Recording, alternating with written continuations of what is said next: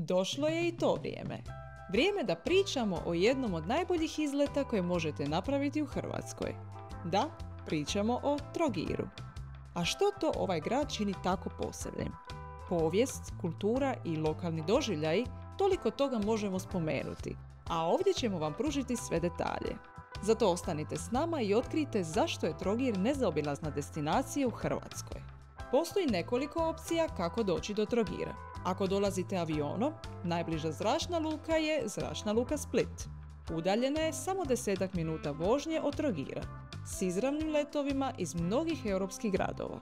Iz zračne luke možete uzeti taksi ili lokalni autobus broj 37 do Trogira. A ako ste već u Hrvatskoj, redovne autobusne linije voze iz glavnih gradova poput Splita, Zagreba, Dubrovnika i Zadra. A s druge strane, uvijek se možete odlučiti i za vožnju automobilom. Više manje samo pratite autocestu A1. Još jedna opcija je trajekt ili brodska tura iz Splita ili obližnjih otoka. Idealno je za kombinaciju putovanja i razgledavanja obale. Što god odabrali, dolazak u Trogir je jednostavan, pa zato nema razloga za brigu. Trogir je grad bogate povijesti i kulture. Ima više od 2000 godina povijesti, a korijeni sežu do Grka u 3. stoljeću prije Krista. Arhitektura grada odražava njegovu rimsku i venecijansku prošlost, a povijesna jezgra prepoznata je kao UNESCO-va svjetska baština. Grad je poznat po izvrsno očuvanim srednjovjekovnim ulicama, romaničkim i gotičkim crkvama te renesansnim palačama.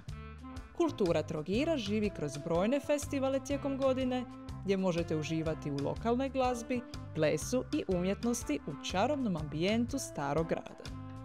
Trogir ima nekoliko znamenitosti koje morate posjetiti. Prvo, katedrala Svetog Lovre. Sa svojim poznatim romaničko-gotičkim portalom i zvonikom na koji se možete popeti, pravi je vizualni spektakl. Tu je i kula Camerlengo, točnije dvorac s panoramskim pogledom na more te venecijanska arhitektura palače Cipiko.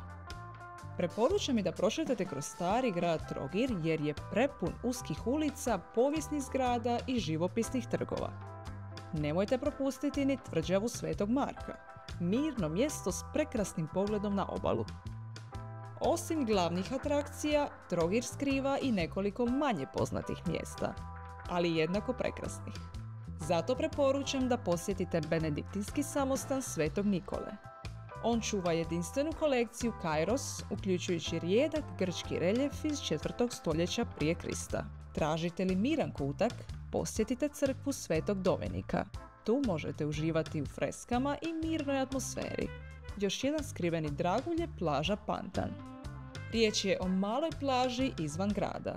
Idealno je za bijeg od gužve. Na kraju, ne zaboravite na zelenu tržnicu.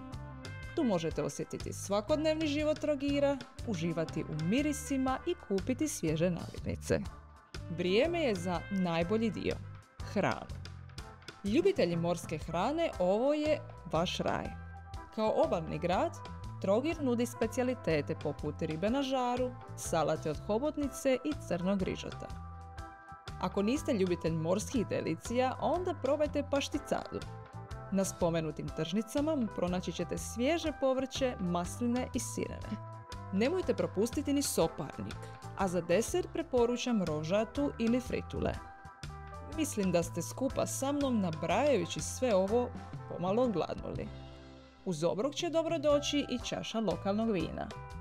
Ili, ako ste hrabri, jedna rakijica. Sve u svemu, u Trogiru vam sigurno neće biti dosadno. Ako ste aktivni tip, možete unajmiti kajak ili se pridružiti brodskoj turi. Za ljubitelje planinarenja, staze na okolnim brdima nude nevjerojatne poglede na Jadran i grad. Ljeti ima stvarno puno koncerata, plesnih večeri i lokalnih nastupa na Trogirskom ljetu. Ali ponekad je ipak najljepše samo prošetati starim gradom rano ujutro ili navečer. A još bolja opcija, kava u lokalnom kafiću uz promatranje prolaznika i upijanje atmosfere. Uz to, Trogir je izvrsna baza za istraživanje okolnih atrakcija. Nacionalni park Krka, poznat po svojim slapovima i zelenilu, nalazi se vrlo blizu. Definitivno preporučam da ga posjetite ako imate vremena.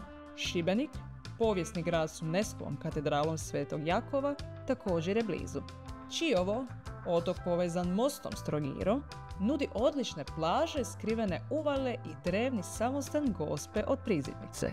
I na kraju, naravno, Split, sa svojom Dioklecijanovom palačom i živahnim gradskim životom udaljen je otprilike 45 minuta. Savršena opcija za jednodnevni izlet.